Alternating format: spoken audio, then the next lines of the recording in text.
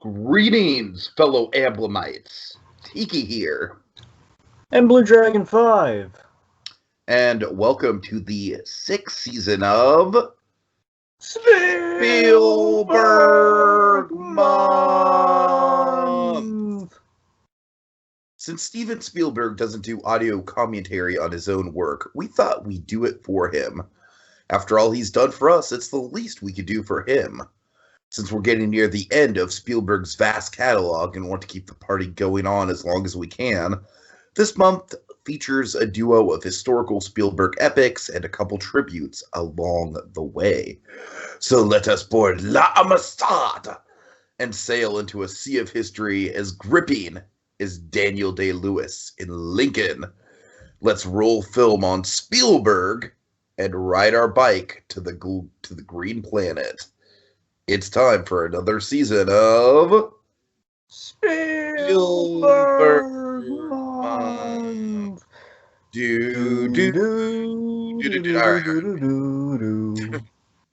don't have time. Okay, so Dragon, tonight we are talking about I believe it's 2017, right?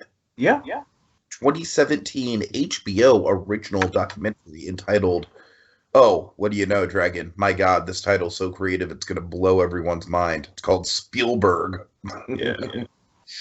But in all seriousness, though, Dragon, I will admit, when I saw the 2.5-hour runtime, at first I was a little bit peeved because you didn't really give me a warning about that. Well, you have seen this before, though, Tiki.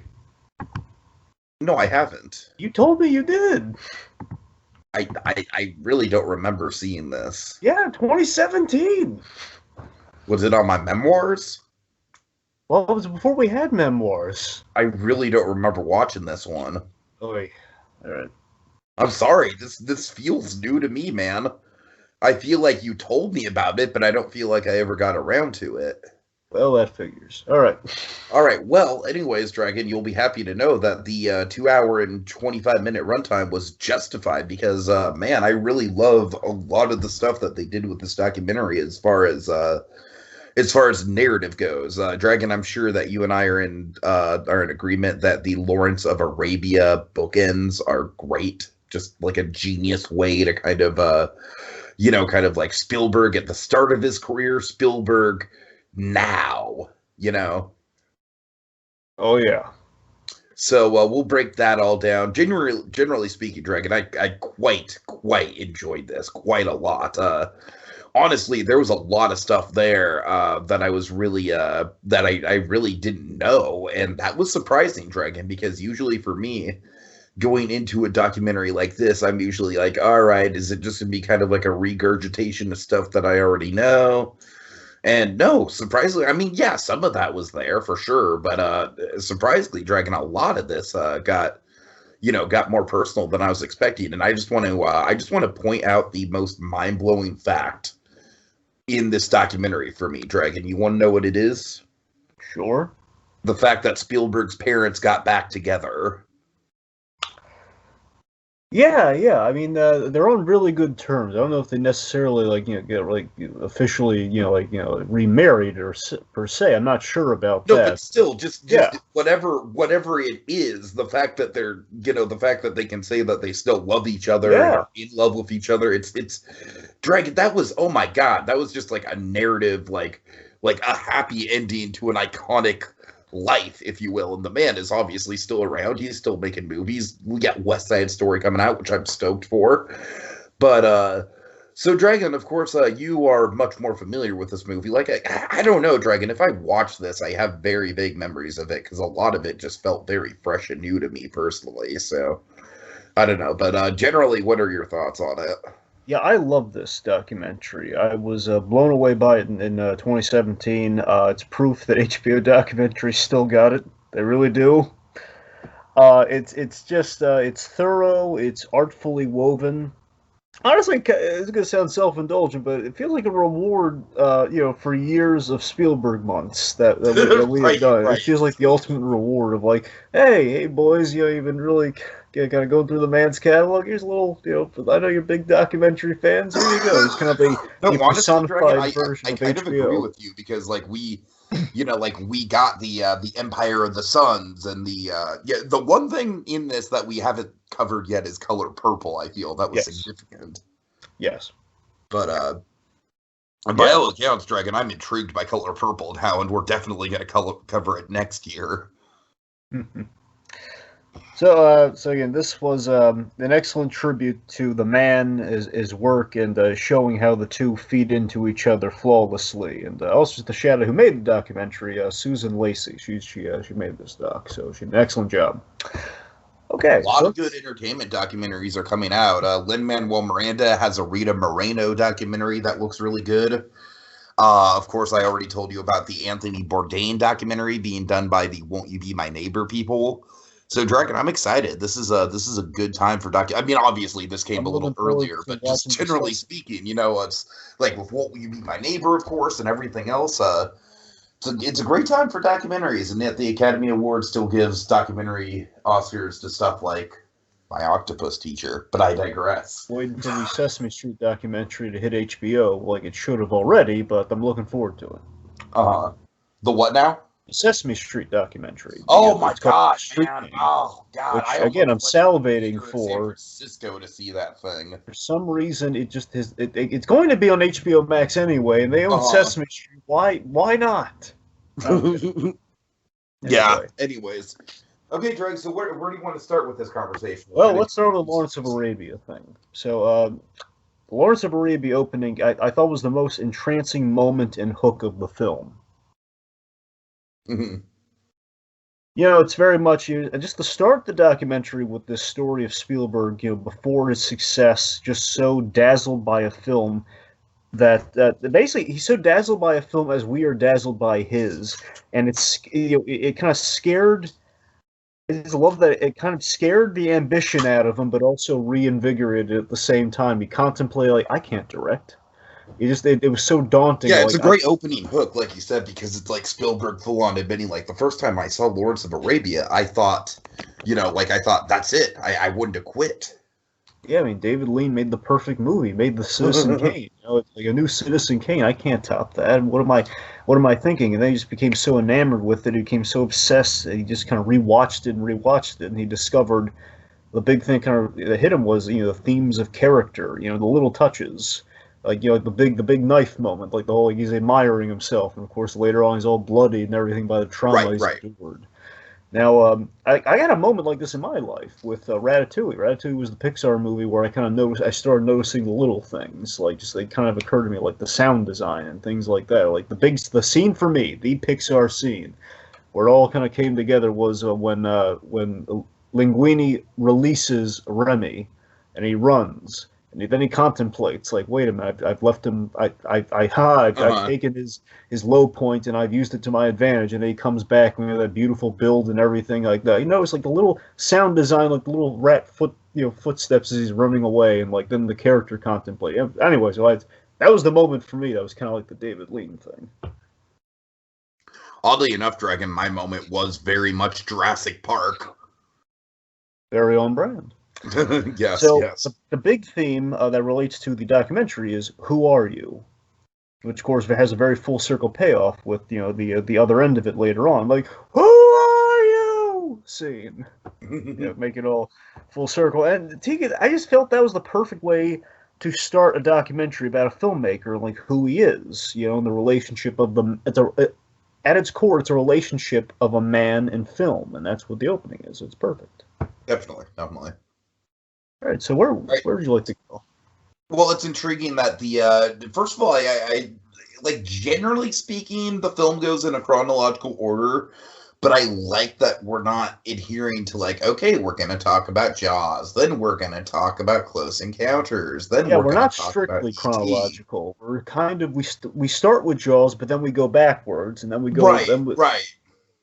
Yeah, so that's kind of interesting. Yeah, just generally speaking, I really thought that was a clever choice. And honestly, Dragon, I felt like a big hook of this movie as a fan of Spielberg and as a fan of his work is, kind of getting that newfound appreciation for just how serious and bold his films have become. Now, granted, I hate to say it, I honestly think 2010's Spielberg is a little bit of a slip.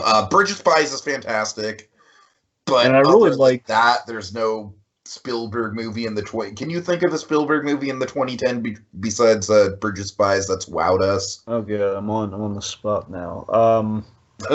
I mean, honestly, I think if you were speaking of the 2010s, yeah, outside of Bridge of Spies, kind of coming up dry because we were really lukewarm on a lot of stuff from the Yeah, there was 2010s. Ready Player One, which was okay, but not nearly as good as I Yeah, wanted it to be. I think it's an accurate assessment, Tiki. Bridge of Yeah. Spies that was the eye-catching one out of the 2010s bunch. Yeah. So, But but I mean, granted, I feel like this movie, it makes me, while I do think that Spielberg, it's weird because he does kind of come in ebbs and flows. I feel like the 2010s, Spielberg was almost kind of defined by him trying to get back to his roots and you know in what? a There lot was of ways kind of failing at it. War Horse wasn't bad though. War Horse was solid. War Horse is underrated. I think that was the 2010s, right? That was like It 2011. was. Well, Yeah. not 11, but well, actually, maybe I don't know. Anyway. But yeah, between the BFG, which I personally really like the BFG, but I can see why people don't. I feel like it's very accurate to the book for better or for worse. So, but I don't know. Spielberg's been on a rocky trajectory, but this movie makes me really appreciate his evolution, basically from the blockbuster kind of like, it really zeroes in on that tension with the press. And I wasn't. Were you aware of this, Dragon? Like just how much the press didn't like Spielberg up until Schindler's List a lot of the time. Well, I did no, not really. I mean, honestly, the biggest shock for me was like how like traumatizing 1941 was to the man. That's the thing for me. That You know what's interesting about that for me is that it's really interesting that 1941 was like the low of lows that got us to Raiders. Exactly. That's like without wonderful. the flop of 1941, maybe Raiders doesn't come about because Raiders like Lucas and Spielberg were specifically looking for something that was simple, something that was fun, something that they could kind of break the rules with a little bit, Yeah, and George Lucas came to Spielberg's rescue on that when he was kind of having a low of lows moment. Lucas comes by and basically says, "Hey, what do you think about this?" So they got something better than James Bond. What do you think? Mm-hmm. Exactly what he needed. Now, just in general though, because we brought Bridge of Spies and we're talking about some of the blockbusters and stuff. So just the segues and the use of footage was really masterful, and I love, for example, like our movie in progress, as it were, is Bridge of Spies, as like the current film, and our big springboard into getting into the career is Spielberg talking about. The more confident I am on a movie, the more scared, basically, the more worried I am because I should never be, like, things shouldn't be easy when you're making a movie, essentially. It's like, when you love, isn't it just like such, it's like poetic destiny, Dragon, that Jaws turned out exactly how it turned out because it shaped his entire sensibilities as a filmmaker. Yeah, and I love that as the perfect segue to the genesis of that philosophy of Jaws. Everything went wrong, yet it turned out to be like the one that put him on the map. It was the blockbuster that started the career, which is the appropriate place to start things. And also that gets like the universal relationship with Sid Sheinberg and how he snuck onto the lot. The iconic stuff with Spielberg. That. And of course, like, I'll support you. I just love the thing with Sid Sheinberg, who basically, again, the man with Jaws and of course with Schindler's List was very huge in the man's career. Sid Sheinberg, basically made Spielberg. I will support you in success as much in failure as well. As like, I'll have your back no matter what. It's a wonderful sense for like an up and coming filmmaker who's got like practically nothing to his name. Like that's so huge. That is like such a huge like carte blanche right there. Exactly, and apparently there was a director, Henry Hathaway. He gave him some sage advice that Spielberg absolutely used after Jaws, after learning it firsthand, and had to use on Jaws. Never let him see a sweat. Basically, you're gonna have moments on the set where you have no idea what you're gonna do, but you cannot let them see you panic.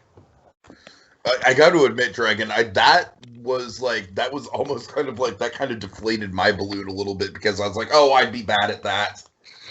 That is one, as you know, yep. That is one part of being a director I would not be able to handle well. All right, so again, Duel is huge. Duel honestly is one of the big things. I had no idea what any footage of Duel looked like until this documentary, and I was like blown away by it. Makes me Duel is the most anticipated of any of the Spielberg month stuff for me personally. Okay, you know what? I'm gonna fucking look it up right now and see if like doing it on Prime like we did for Amistad is an option. I know we're not gonna get to it this year, obviously, but yeah. But the thing with Dual Dragon, how awesome is the? I feel like one of the defining moments with Spielberg, like pre-Jaws, was his decision to not blow up the truck. You know, I love it. I slow love death of the truck. Yes, the slow death, and I love the DNA of Jaws is there. You know, the idea of kind of like the underdog versus the bully, and also fun fact is how we kind of forged this friendship with George Lucas. So again, it's kind of begins with Duel, and that's how he meets his director buddies. You know, the new Renaissance, the movie brats pals. Right. The movie brats. Now, there's a spin-off I want to see for either a documentary or a biopic. I want to see the movie brats. Can we say biopic cinematic universe? Because if they were to do that with anything, it'd be these guys, Dragon. Yes. Oh my God, it would be right. Well, right now, remember Tiki. Right now, they're doing that Godfather making of series right now. That's true. That's true. Yeah. I think it's called The Offer. I think that's what they're calling it. Anyway. Okay, just for reference, Dragon, we can in fact do what we did with Amistad for Duel. Rented on YouTube and Amazon. So next time. Anyways. So around also should we should talk about should we dive a little bit more into Spielberg's parents just to get into the close encounters of it? I mean, yeah, it's a very big theme of the whole film, and like I said, it's a it's a nice cherry on top. Dragon. What was really mind blowing to me was how Harry, because of course with Spielberg, the first thing that you think of when you think of Spielberg themes, Dragon, it's daddy issues, right? Yes. Like, we've made it a running counter. It's like pretty much every Spielberg film, with very few exceptions that we've come across, has some form of daddy issues in some way or another. This documentary gives us the origin of the daddy issues. And it's so much more interesting than I ever thought it would be. Oh, yeah. So you want to hit him with it? Yeah, essentially, folks, what happened was, Spielberg's mother, who's very Peter Pan-like, as the documentary kind of frames it, very lighthearted spirit. The woman adopted a monkey because it was alone and it was dying. Anyway, so but basically, his mother fell out of love with his father and fell instead for his best friend. And basically, the misnomer his best friend was like kind of like essentially an uncle to the family. Yeah, like good, very kind of built-in kind of. Yeah, so remember anyway. So the idea though is that basically the father took the blame. So the mother would basically because the mother was fragile, didn't want her to go through all like getting the blame and getting the vitriol from the children. So essentially, he was always framed. Stephen thought that his father left when that was not the case. Hence the daddy issues. I mean, my God, if that's not destiny, I don't know what is.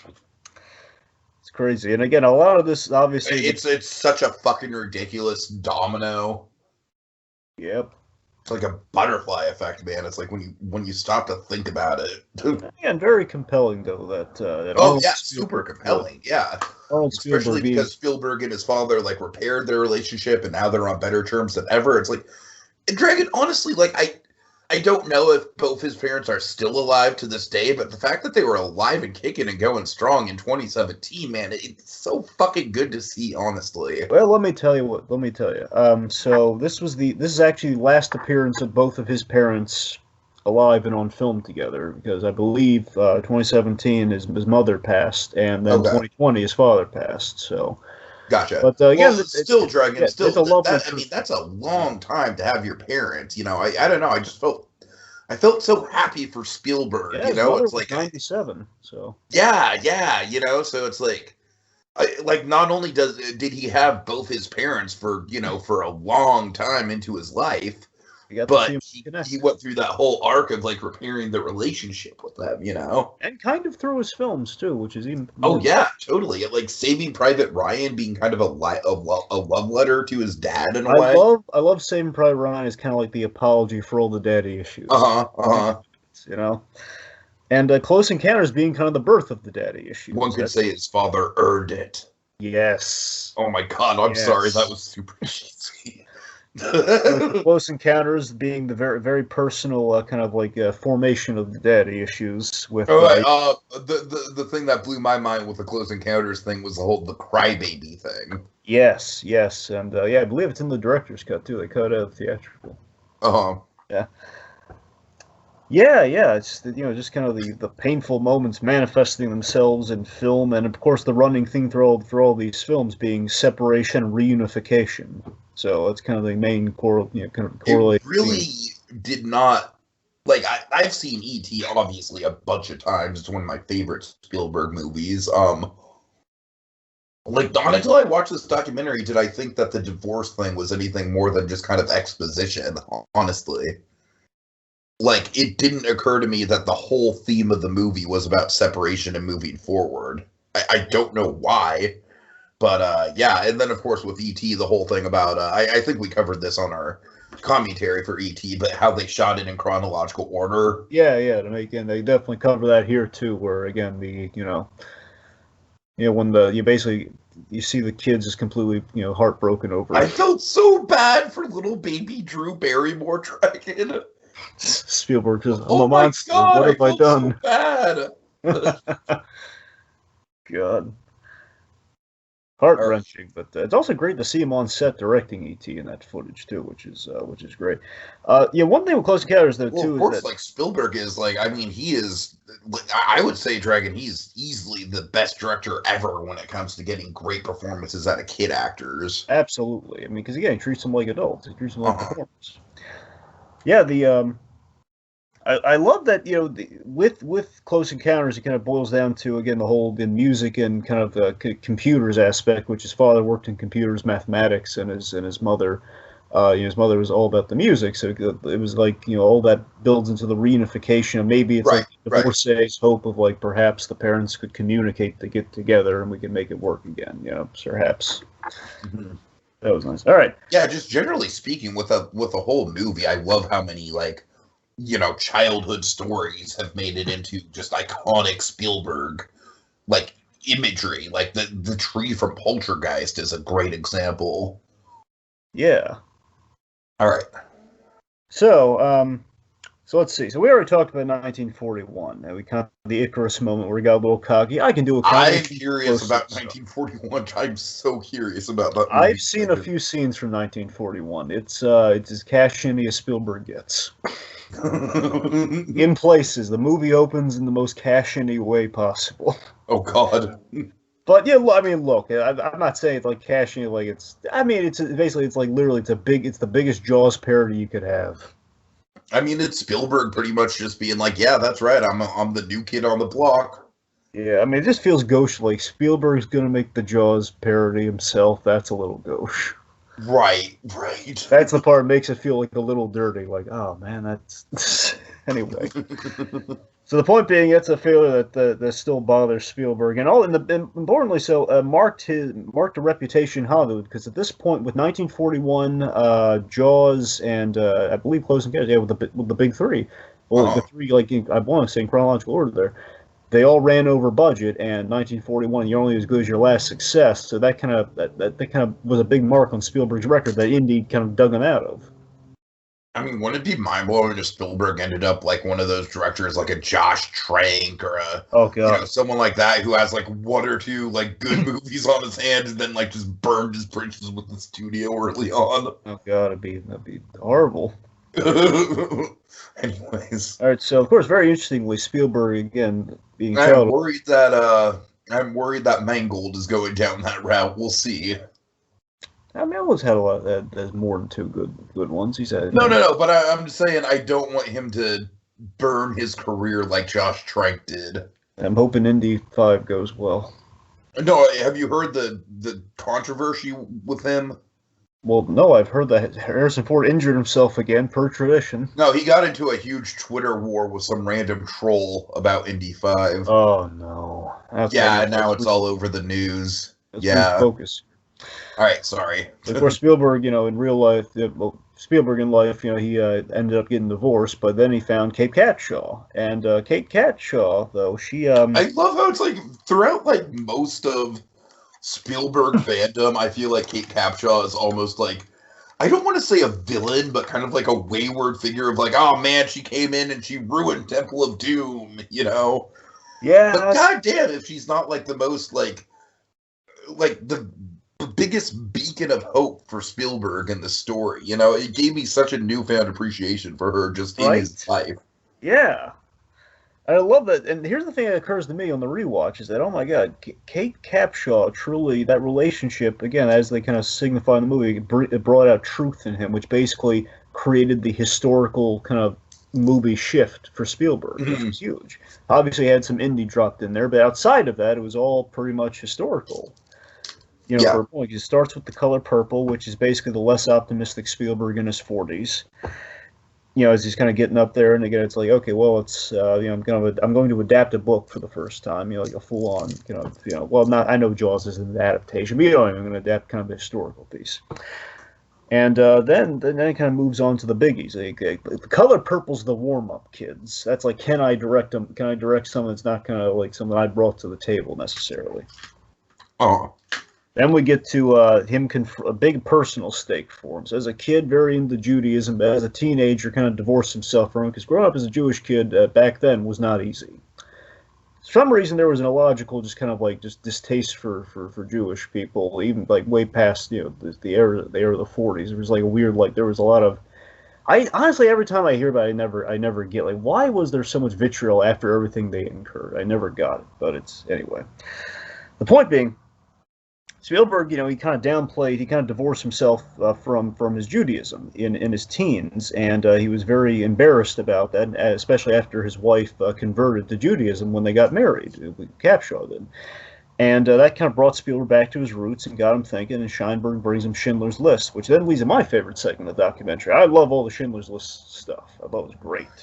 Oh yeah, I mean, I feel like this could be a documentary in its own right. It's kind of like a mini documentary in the middle of the documentary. Absolutely. It's just very engrossing what Spielberg put himself through, you know, as he grew as a filmmaker in the making of this. So he really does grow up as a filmmaker here. It's like, this is the guy who, like, from a distance, like, this is the guy who made E.T. and Jaws, and he's confronting the true horror, you know, with kind of the light. I like how at this point, like, just making Jurassic Park is kind of just like a hobby for him. Yeah, it's like, okay, I got to do something on the side so I don't lose myself completely. I need something to dig me out of this dark hole here. And I just love that he's confronted with true horror, it's like this true horror with like a light of this mysterious heroism amidst such darkness with Oscar Schindler. Basically, like the intriguing mystery of why would this guy do something so noble? It's wonderful seeing kind of that kind of come into play with the story. I was really hoping they play the "It's Oscar Schindler" clip. Know what you felt it though, didn't you? I did.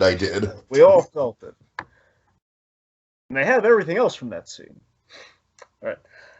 But full background detail. I love that they use the terminal music a lot in the ambient score for this documentary. Of course you do. Delights me. We didn't spend a lot of time or anything on the terminal, but we got in there a little bit. Dragon, I watched a YouTube video on the true story behind the terminal, and it was like 1,000 times more interesting than what the terminal represented. Come on, I mean, outside of Catherine Zeta-Jones, it's not that bad. It's not bad. Come on. I'm saying if Spielberg actually made a movie about the real life guy, it could have been a super interesting movie, but instead he just made a weird romantic comedy. Like, to me, that's his 1941 from my perspective. Oh, come on. Come on. Tucci. Yeah, I know, Tucci. It's not as bad as 1941, but it's a similar kind of like weird tonal shift. Anyways. Anyway. So, I'm seeing John Williams just shedding a single tear because he really likes the jazz score in that movie. The whole jazz theme. Fair enough.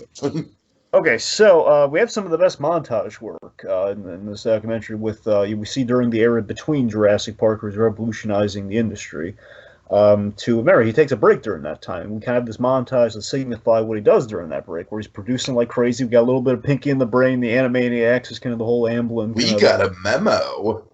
Yeah, fortunately, no Freakazoid in this, but because that would have delighted me if we used that clip. But no, we use a different, like, we use Pinky in the Brain with their Spielberg cameo. Uh-huh. Sorry, mini rant. So, I like I wasn't expecting them to use it, but I was kind of hoping they'd touch on the fact that Spielberg helped design the Jurassic Park ride, and he's also like they briefly showed yeah, in the that in the montage, montage. they cover But that. Dragon, I am still to this day so charmed by the fact that Spielberg will like get off at the top of the drop on the Jurassic Park ride. That's great, though. That is a great detail. Yeah, I love hearing that story. He stops at the top. That Right. must be really annoying to everyone who rides with him, though. No, are you kidding me, man? I'd be like, please take your time, Well, Mr. yeah, you Spielberg. would, because you know you're riding with Steven Spielberg. I just imagine if he takes his family on, like, Dad's got to get off the coaster again. Yeah, but I mean, if you're his family, yeah, I guess. I'm What if saying you're if a person in the he ride was who just doesn't like kind know? of riding the ride incognito. Like, imagine if you were riding the ride and there's just like a random person out, in the front row and you couldn't really see him, and then the ride stops and the man in the front row gets up and it's fucking Spielberg and he's like escorted the hell out of there, and then you go down the drop. Would that be mind blowing? Okay, well, here's the thing. If they don't tell you it's Spielberg, then it's not mind-blowing, okay? If it's just like, some guy's stopping the ride, he's getting No, off. but like what? Okay, but but what if you could like what if they don't tell you it's Spielberg, but you can very clearly see that it is. Like you can see the beard and the like you could that's him. I know it's him. I mean, yeah, if that happens, sure. I mean, yeah, if you I'm can. just saying that this ridiculous hypothetical scenario. Anyways, Anyway, so it's basically around this time that he starts DreamWorks. You know, he's doing the rides, he's producing movies like All Get Out. Here's the thing I completely forgot about. He had a restaurant, like a dive restaurant. I yeah, mean, like a what's dive that bar. about? That I didn't intrigues look me. into that. I thought maybe you might know about it. No, it's like this. I know his mother has a restaurant. I don't know if that's the restaurant or I not. assume that it's themed to a submarine and that they specialize in sub sandwiches. I believe that is. I know his mother ran a restaurant. I wonder if that's the same restaurant. Hmm. I wonder. Right. Also, we kind of cover the personal life. He has 7 kids, which is crazy to me. Yeah. Okay, so then again, we bridge into historical films, which again which is interesting, given as a kid he started making World War II films, and then we get to Saving Private Ryan, which again is Mhm. kind of the apology tribute to his father, and again we have we cover the monolithic kind of opening of Saving Private Ryan with the Normandy, Omaha Beach, sorry, Omaha Beach. Yeah. Yeah. And like I said, as we transition into the 2000s, it does give me a bigger appreciation for that era. I don't know, man. I know you're not a War of the Worlds guy, but I sure am, and this gave me even more appreciation for it. Yeah. Well, I mean, of course, like the human remains bit, which we did bring up during the commentary, by the way. Mhm. But yeah, that just basically post 9/11 is when we enter kind of the 2000s, the early 2000s Spielberg era here, and it's I just love how we kind of redefined the once optimistic view on sci-fi with this era, which I find really interesting in terms of the growth of Spielberg. It was like That's honestly why Minority Report and War of the Worlds, like, they're not the best Spielberg movies, but to me, they're one of the more fascinating combos of Spielberg movies, just in terms of like they've still got that era of Spielberg escapism, but it's also like, it's kind of like I feel like those two movies in particular are like the two different sides of Spielberg kind of meeting in the middle. yeah, particularly I mean Minority Report for me, yeah. Oh, definitely, yeah. So then we also cover Munich, which again, I mean, that's really crossing into the moral ambiguity of Spielberg, which is really interesting. I like how think about how he approaches it here, where basically Spielberg puts himself in the shoes of the Abner character, which is like, okay, so it's a man, he's going to take a very politically divisive role, but he's going to come at it at a place of he's a man without all the answers. As in, we don't have all the answers. We're just kind of we're being subjected to a really dicey situation, as we all kind of are, as we kind of make decisions on these political matters in day-to-day life. Uh, The human element is on full display during complex issues in kind of complex post 9/11 times, which oddly have just come into vogue with the Munich situation from then to now, which again made that even more relevant, which is fascinating. We end on the Twin Towers. It's a genius move, and of course and again the horrific fact of 9 out of the 11 were killed, and of course you end on the Twin Towers, 9 of 11. It's heady as all get out how that works. Just, oh god. And again, circles back to the who are you question. It's Yeah. right. So earlier, you mentioned the critics and then everything. So Pauline Kael, I believe, is what you're referring to, T. Because Pauline Kael had the big quote of, this might be all there is. There might be nothing beneath the surface of this. Way early in his career, in the early Wasn't days. that for Sugarland? I want to say yes. Maybe Duel, but it probably Sugarland Express. Mm-hmm. And anyway, so like one of the early reviews somewhere, and Spielberg, he kind of his response to this after all these years, like she was right. I mean, at the beginning, there wasn't anything beyond just the surface there. But yeah, he was basically kind of like trying to take the Orson Welles thing a step further, Yeah. Yeah, so basically, the films kind of gave him the journey getting there. Really, just they gave him the experience he needed, gave him the grit. He earned it, so to speak. And kind of the end point, I guess, of the thing is basically Spielberg, after the whole "Who are you?" is wonderfully kind of comes back. Sorry, I just love it. is that Spielberg? He's just he's still that kid who has to make a movie. He's the kid who he has to have the camera. He has to be kind of working on a movie just all to himself, even if it's just for him. And he's only going to pick the projects that compel him. That's why he picks very specific, very certain projects that are kind of like destiny striking at just the right times. It's wherever grabs him. Mm-hmm. Yeah. Okay. Dragon, I'm sorry, I'm kind of like, I'm to the point where I have to kind of keep my voice down, so I don't really have much to add to final thoughts. Can you just send us out really quick? And final thoughts for me, again, this is a great doc. It's a doc that's made like a Spielberg film, one could say. It's very rewatchable. Feels like it's paced like a Spielberg film, honestly. It is, especially with the runtime. Yeah. Yeah, and it's it's great, though. Full of Spielbergian knowledge, and I loved it. The movie's about like how a man becomes an icon and self-reflects on that journey. So it's a great arc, and it's a documentary. So rarely do you have a documentary with an arc and a documentary feature with an arc. And again, I love that. This is my kind of documentary. I dug this so much. All right, folks. Well, thank you for tuning in. We will be back for the finale of Spielberg month. We're finally talking Lincoln. Oh, what joy! Your favorite, Dragon. Yeah. So stay tuned until next time in this historic season of Spielberg Month.